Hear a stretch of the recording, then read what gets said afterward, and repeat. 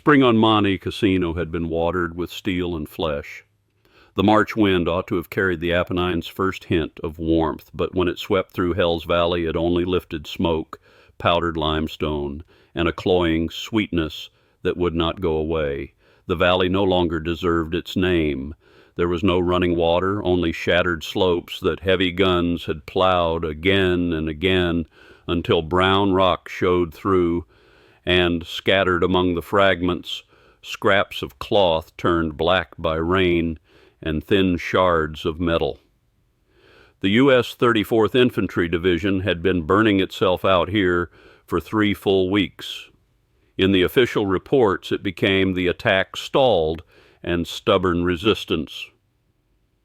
For the men who were still alive, it meant day after day of curling into holes, taking shelling, making brief rushes, then watching the people beside you become objects that no longer moved, or burdens that screamed and had to be dragged away. The casualty rate had passed 80%. It stopped being a military term and turned into something like weather, a probability in the air. You breathed it in and felt it settle in your lungs, heavy as wet sand. The field chaplain, Father James McAuley, had made his sanctuary in a shallow recess in the rock a little farther back, just enough cover to keep out the straight-line machine gun fire from the direction of Monastery Hill. His altar was an overturned ammunition crate with a slightly stained American flag spread across it. His services were brief to the point of cruelty. 2 soldiers in helmets, faces hollow with exhaustion, would arrive carrying a stretcher. A waterproof sheet covered it, shaping the outline of a human body. Father McAuley would step forward. His movements were precise and steady, as if practiced 1,000 times, which in truth they were. He would open the Bible he carried everywhere, its leather cover worn to nap, and his eyes would flick to the edge of the sheet where a dog tag might show, or a shred of uniform. He searched for a name, or at least a unit marking. Almighty Father, we commend to your mercy our brother, your servant. His voice was not loud, but it was clear enough to cut through the scattered rifle cracks and the distant dull thump of explosions. Receive him, grant him everlasting rest and peace. The prayer had been standardized, approved by the Army Chaplain's Office, written to fit every Christian denomination, carefully worded to avoid any theological dispute. Then he would trace the sign of the cross and say, softly, Amen. The stretcher-bearers would murmur Amen with him, not so much comforted as completing a task by rote. Then they would carry the body toward a low depression to the rear, where engineers had used a bulldozer to scratch out a long trench. The dead were laid in, covered with a thin layer of dirt, and a rough wooden cross was planted at the head. Sometimes a name was scribbled in pencil. More often there was only a service number, that was all. A funeral, start to finish, took less than 3 minutes. Time here was the most expensive thing, and the one thing that had to be crushed smaller than it should have been. Father McAuley conducted 12 services a day, sometimes more. His throat stayed dry from constant low-voiced prayer. The joints of his fingers stiffened in the cold air from making the cross, but he never paused and never skipped a step. It was his duty, and it was the only thing he could offer amid the chaos that still carried a trace of order and dignity. And yet, after each service, his gaze would drift, against his will, to the far side of the valley, to the slope the German paratroopers held in a chokehold, pocked with craters and rubble, just like the ground under his boots. Through binoculars he could sometimes make out tiny figures moving over there, doing the same kind of work. At times he could even pick out a few modest mounds, perhaps marked by the broken butt of a rifle or a German helmet. Those were temporary graves for German dead. In essence, they were no different from the hurried burials of American soldiers in the dirt at his feet. The distance was only a few hundred yards, yet it was split by an absolute gulf. Life and death, enemy and friend, sanctioned mourning and silent erasure. Each time his eyes passed over it, something in him felt as if a fine needle had pricked him. At first it was almost nothing, But as funerals followed funerals, the hollow left by that needle widened and spread. His own words, "our brother," echoed in his ears, and it felt as if they covered only half the dying. The other half, lives just as young, endings just as painful, were pushed outside this brief mercy and sank into a cold, nameless quiet. The emptiness did not come from sympathy for the enemy. It came from something more universal at the center of his faith. In the eyes of God, did every soul deserve at least a confession, at least one whispered plea for rest? Captain Scott always appeared at the right moment, or rather at the moment when reality could not be avoided. He was a lean, hard man with deep-set eyes, as if he had donated all his sleep to maps and situation reports. He never interrupted the service, but often, just as Father McAuley closed his Bible and let his attention slip for an instant, the captain's voice would come from the side, low and practical, with the authority of a front-line commander. "How many did you send off today, Father?" Scott would hand him a canteen. The coffee inside was cold. McAuley took it and drank. The bitter liquid sharpened him. 14 from D Company," he hesitated, "and a few more badly wounded. They may not make it to the evac station." Scott nodded without expression, as if he were hearing a report on ammunition expenditure. "Do your job, Father. Remember your duty." His sharp eyes swept over the chaplain's drawn face. "Our boys need you. They need to know that even if they're lying here, they're remembered by their own people, that they're taken by something bigger than this damned fight. That is enough. That is enough." He repeated the last sentence as if persuading himself, as if drawing a bright boundary line in the air. He did not look toward the German positions, but the line was there all the same. Here were our boys, the ones who needed comfort and remembrance. Over there was the cost of war, an abstract number that did not need and should not receive pastoral care. Father McAuley did not argue. What could he say? Accuse the captain of cruelty? No, Scott was not cruel. He was too clear-eyed, carrying the pressure of getting more living boys out of this place. Under that pressure, any act that spent feeling or energy beyond the line was treated as an unnecessary risk, even as a kind of betrayal. McAuley only nodded and handed the canteen back. "I understand, Captain." Understanding was not release. At night, curled in a damp hole, he would watch artillery flashes strobe through cracks and light up his unshaven face. The day replayed itself frame by frame, young faces on stretchers, some younger than his nephews back home, the fixed outline under a waterproof sheet, the blurred mounds on the far slope, and Captain Scott's words, "That is enough." He tried to pray for guidance, but the words stuck. Then, without warning, a thought rose up. The next afternoon, after the last American burial of the day, after the stretcher-bearers turned and left, Father McAuley did not close his Bible at once. He stood in place facing the crude cross that had just been planted, lips moving, and in a voice only he could hear, he added one swift sentence to the end of the standard prayer, "And have mercy also on all the souls who have died in this valley today, and grant them rest." When he finished, his heart was beating faster, as if he had done something forbidden. He looked around quickly. No one had noticed. The soldiers were gone. In the distance, only the vague shape of a sentry stood watch. A cold gust swept through and lifted a few scraps of paper. Nothing changed. The mounds on the opposite slope stayed silent. The smoke still hung. Tomorrow's funerals would still line up for him. The extra line he had slipped in, broad and unspecific, was like a tiny stone dropped into a black, deep pool. It did not even raise a ripple before it vanished. And yet it was precisely that futility, the way the added words made his helplessness and hollowness sharper rather than softer, that opened a hairline crack in the shell of his dutiful discipline. He had kept his promise to his own, but another promise, heavier and less defined, pressed down on him, a pastoral responsibility, not to one side but to death itself, to the fact of lives ending. He did not know how to carry it, or whether he was allowed to carry it at all. He only knew that the added, "Have mercy on all," was nowhere near enough. Change seeped in slowly, like moss growing in the cracks of Cassino's rock, nearly invisible, but altering the color and texture all the same.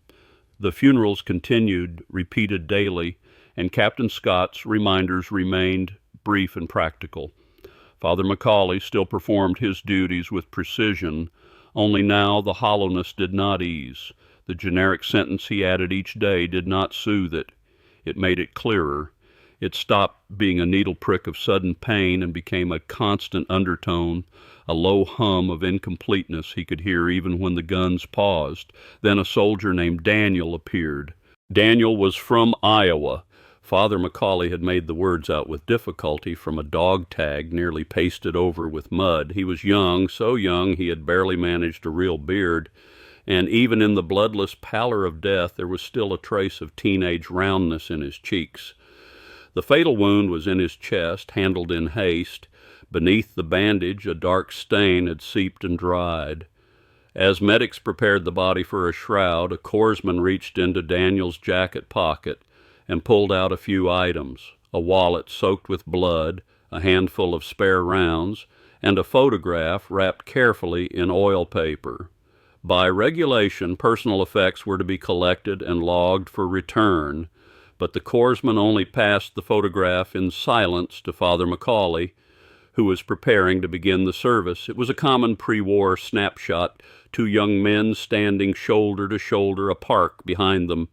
On the left was Daniel in a clean shirt, smiling with a shy, uneven warmth. On the right was a blond youth, also smiling, eyes clear. They looked about the same age.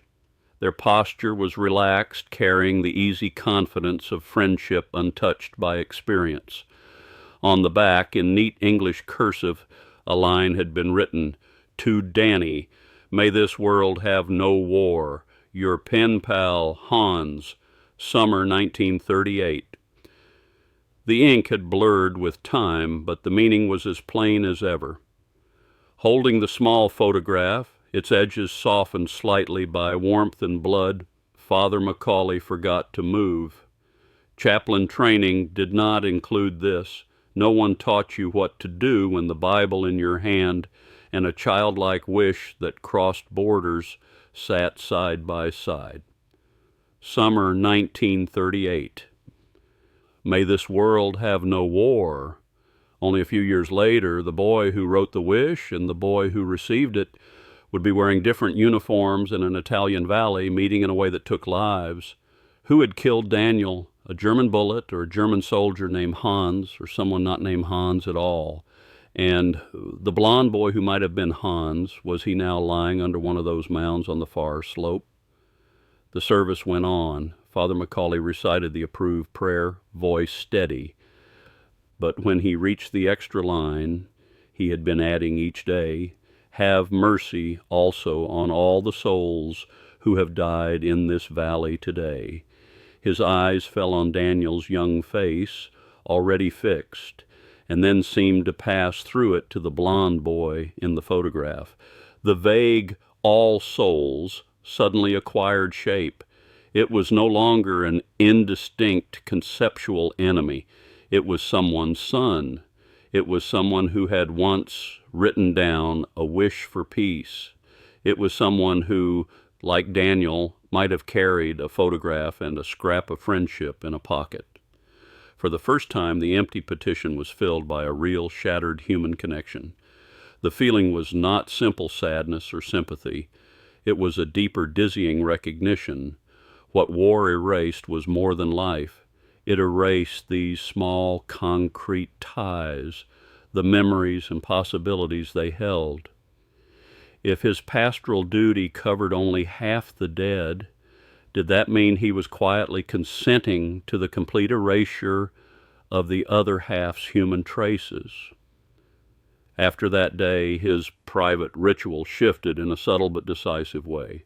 He no longer added only a generic sentence in his head. He waited until the stretcher-bearer's boots had faded into the rubble, and the valley's noise had settled back into its usual layers of distant impact and close, nervous silence. Only then did he allow himself that pivot, not as a gesture meant to be seen, but as a private act of attention.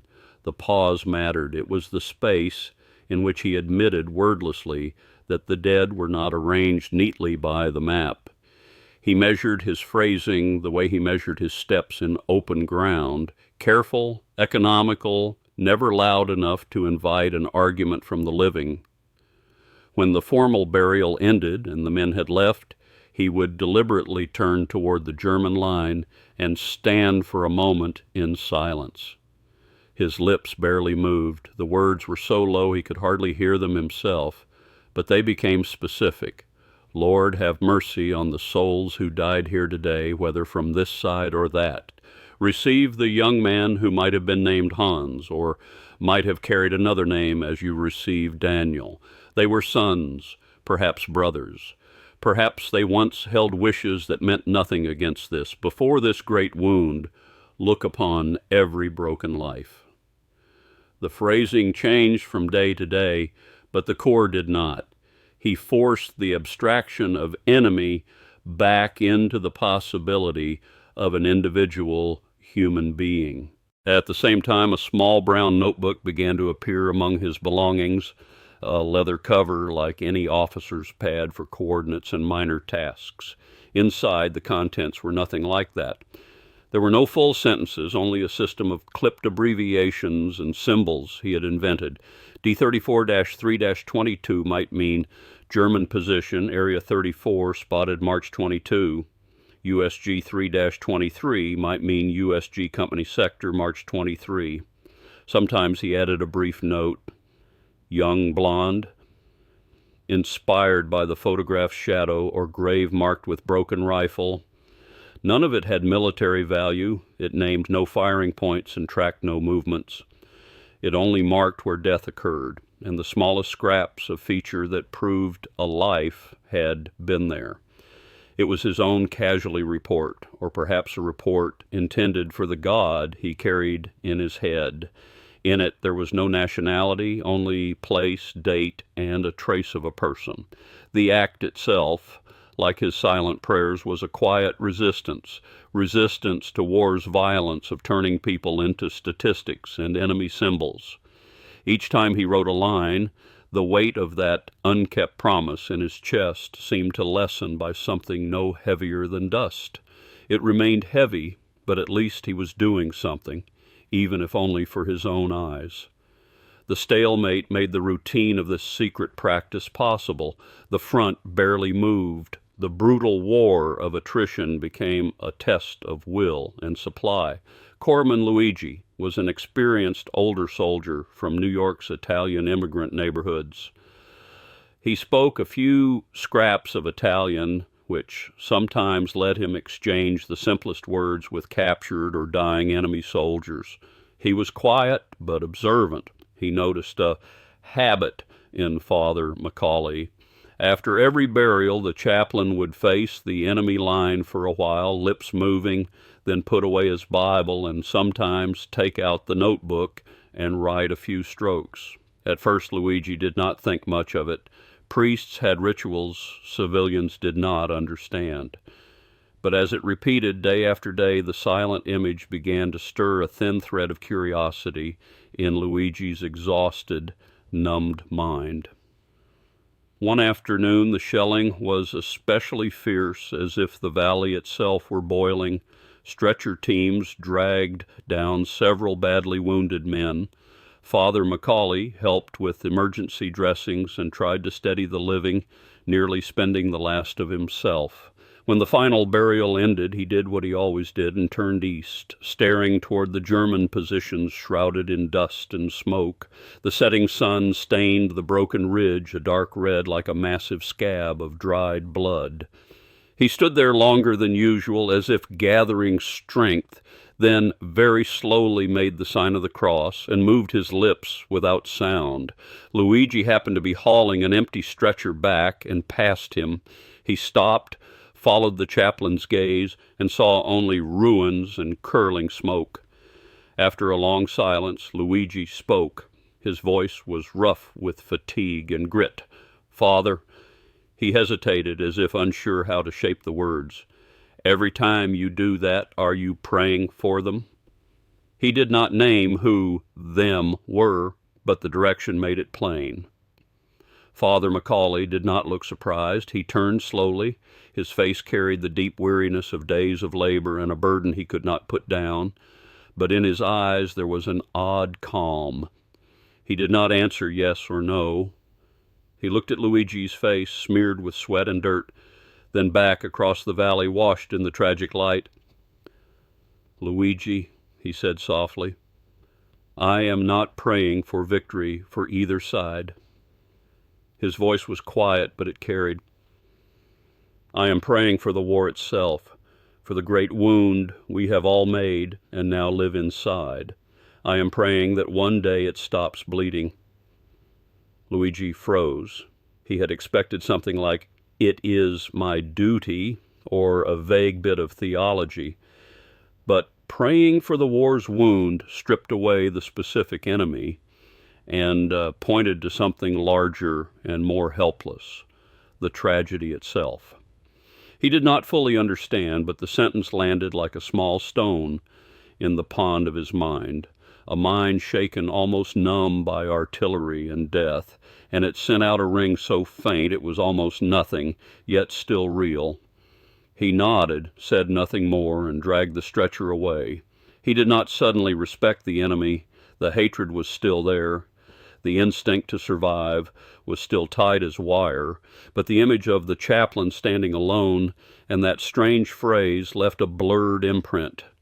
In a place where there seemed to be nothing but destruction, someone was still trying in some way to face the totality of the damage, if only through silent standing and a whispered line. It changed nothing concrete, but it was a weak light, suggesting that beyond the black and white logic of killing, there might be another way to look at the ruin, a way full of powerlessness, but refusing complete indifference. The true turning point did not come as thunder. It came as a thin fissure after exhaustion reached its peak like an ice sheet cracking. In mid-April, the Allies launched another large offensive. The fight for Cassino Town sank into even bloodier street fighting and close-range slaughter. The valley, a key support corridor and evacuation route, took a level of artillery coverage it had never known. Those days, the rock above Father McAuley's recess shook loose dirt and pebbles. He had to move his burial place again and again, sometimes conducting services beside the crater where a stretcher had just been hauled down from the line. Prayer and explosions braided together. Mud mixed with blood splattered his trousers and the cover of his Bible. The notebook entries grew dense and jagged. Sometimes all he could do was draw an arrow beside a symbol to mark direction. He barely had the luxury of standing alone facing the enemy line, but the plea for the war's wound had already become the heavy undertone in every breath. The offensive stalled again after paying a massive price. That night the guns thinned to a rare quiet, leaving only occasional shots and the sweep of searchlights cutting the sky. A dead, exhausted silence lay over the forward positions. Father McAuley had just performed the anointing of the dying for a young soldier who did not make it to evacuation. He stepped out of the dugout that served as a temporary aid post and scrubbed his face with cold standing water, trying to wash away the blood that had dried on his hands and the smell of death that clung to him. That was when he saw Captain Scott. The captain stood alone against the twisted carcass of a tank, looking out into the black valley. He was not wearing his helmet. Sweat had plastered his hair to his forehead. The uniform that was usually pressed and strict hung wrinkled and filthy. When he heard footsteps, he turned. The familiar tight command expression was gone. What remained was an emptied weariness, deep and bottomless. He did not greet the chaplain and did not mention tactics. He simply watched Father McAuley approach. "Father," Scott's voice was so hoarse it was almost unrecognizable, as if he had not spoken in a long time. He paused so long McAuley thought he would say nothing more. The wind moaned through the torn armor plates. "Today we lost 17 more in my company." He spoke slowly, each word as if levered up from under rock. D Company may be worse." McAuley nodded, not knowing what response existed. Comfort sounded pale and unnecessary. Scott's eyes drifted without focus, then, as if making a hard decision, fixed on the chaplain. His gaze was complicated. Fatigue, pain buried deep, and a kind of resigned appraisal. "I know you stay a little after you finish," he said flatly, not accusing and not asking, only stating.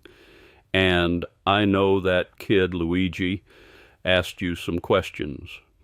McAuley felt a small drop in his stomach, but he did not look away. He met Scott's eyes and waited for what might come next, a rebuke, a warning, a restatement of the boundary. Instead, Scott moved with painful slowness, almost clumsy, and pulled a crushed pack of cigarettes from his pocket. He shook one out and lit it. The flare briefly illuminated the deep lines at the corner of his eye. He inhaled hard. The smoke vanished fast in the cold night. "I do not understand your rituals, Father, and I do not want to." His voice was low as he exhaled. "My job is to keep as many men alive as possible, or at least make their deaths mean something. Your job is to send them off without too much fear, or let the ones still breathing feel they have not been forgotten." He paused again, as if organizing language or forcing himself past an obstacle. "But to hell with this war." The profanity came out quietly, weighted with crushing helplessness. "It takes too much, too much." He lifted his head. For the first time, he looked straight at McAuley without any cover at all. There was no commander's mask in his face, only a man ground down by constant loss. "So pray for me, Father." McAuley thought he had misheard. "Pray for you, Captain?" "No." Scott shook his head, the red point of the cigarette tracing a brief arc in the dark. "Pray for all of them, all those kids who will never go home, all the kids I signed for and brought in here and could not bring back out." His voice caught, then he covered it with a harder drag on the cigarette. "Pray for them. That is the only thing I can ask for them now." He did not wait for an answer and did not look at the chaplain again. He threw the cigarette down, half-smoked, and ground it into the mud with his boot, as if stamping out something weak inside himself. Then he straightened. The skeleton of the commander returned to his body. He walked toward the command dugout, his steps steady, and disappeared into shadow. Father McAuley stood alone beside the tank wreck. For a long time, the wind cut like a blade, but inside him something warm moved, complicated and hard to name. It was not praise. It was not understanding. It was a deeper kind of permission shared between frontline men, a tired, silent tolerance granted after they had both carried losses beyond words. Scott had not mentioned the enemy and had not crossed the boundary he himself had drawn, but his request, "Pray for all the kids who will never go home," blurred that hard edge. What he was pointing to was loss itself, the young lives swallowed up by the war, whether they came from Iowa or Bavaria. It was a small, fragile crack at the edge of the system, a tiny and heavy concession that reality forced from human pride. After that conversation, nothing changed, and yet everything did. The machinery of war still rolled forward. Monte Cassino would finally fall to the Allies in mid-May, but that belonged to another division story. The 34th was rotated out earlier, carrying wounds and gaps in its roster. Father McAuley moved with the unit, rested, then was thrown into other campaigns. His notebook grew thicker. The leather cover shone from handling, the corners curling. His private prayers never stopped. They became as natural as breathing, and he began to attempt something more concrete and more dangerous. In relatively safe rest areas or rear hospitals, he used the limited neutral channels available to a chaplain. Once he encountered a representative from the Swiss Red Cross who was collecting information on missing personnel. In conversation, Father McAuley did not offer any specific names because he had none. But in a deliberately vague way, as if only remarking on the war's brutality, he mentioned that in certain areas around Cassino he had seen simple graves that were not set by our side, marked by scraps of German equipment. Perhaps, he said carefully, someone will want to know someday, at least to know roughly where their son or brother ended up instead of vanishing completely. The representative looked at him, eyes sharp and understanding, and only nodded, writing something down. There was no promise and no guarantee. It was a stone dropped into an ocean of time, hoping for a ripple in some unknown future, but the act itself mattered to him. It was another step toward keeping that requiem promise, not only for souls, but for the living who might one day search for a place to grieve. The war's end did not come at Cassino. It came on a stifling afternoon in August 1945 when the radio brought news from across the Pacific, and the long struggle finally settled into fact. By then, Father McAuley had been carried with the army into Germany. The camp erupted in celebration. Alcohol, music, shouting, and tears filled the air. He stood at the edge of the crowd and felt a vast exhaustion that nearly unbalanced him. It was not joy. It was the emptiness that arrives when a taut string suddenly slackens. He returned to a temporary barracks and from the deepest part of his pack took out the brown notebook. Outside, the roar of a celebration drifted in, making the room feel even quieter. He sat on the edge of his cot under weak light and opened the cover. For a moment he simply held it, feeling the warmth he had protected in his pack give way to the chill of the room. The leather had taken on the faint odor of smoke and damp wool. The spine creaked as if reluctant to yield. He forced himself to slow down, to let the celebration remain outside these thin walls. Each page he turned sounded too loud in the quiet, a dry rasp that reminded him of shovels and folded tarps. He did not read for information. He read the way a man fingers a rosary, one mark after another, to keep faith with what happened. The pages had grown brittle. The ink had blurred slightly from damp. There were no complete stories inside, no heroic deeds, only the cold codes he alone could fully read. D34-3-22, USG 3-23, young blonde. Ridge S4-10, helmet at grave. Valley N5-2, multiple unburied, and more, page after page. The order had been scrambled by constant movement, and the location codes had shifted as the lines shifted, but that did not matter. Each symbol was a key. Each date, each clipped note opened a door in his memory. The smell of the air, the density of fire, the weight in his chest at that point in the long grind, the private prayers he had dared to speak. He remembered Daniel and the unknown Hans. He remembered Luigi's question and his own quiet answer.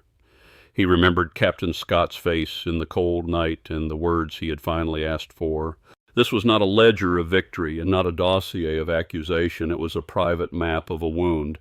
It recorded how war chewed away at life and humanity, one bite at a time, and it recorded how he, faced with that great devouring force, had tried to hold on to a scrap of wholeness as a chaplain and as a man through the smallest, quietest acts, a line of prayer, a symbol, a vague message passed to a neutral hand.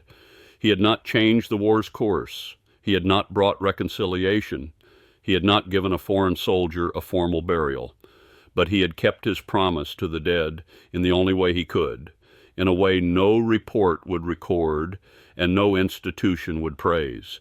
He had seen them, he had remembered them, and in his own heart he had asked rest for all of them. He closed the notebook and held it tight against his chest, then shut his eyes. Outside, the celebration continued. It was the living's right. It was history's necessary rhythm. Here in the quiet, he completed a long requiem that belonged only to him. The wound of war might one day scab over and fade, covered by new life, but some things should be remembered, not as fuel for glory or hatred, but as the bare minimum of respect owed to life itself. and as a warning of how thoroughly humans can make ruin and how in the deepest dark a person can still refuse to become part of it.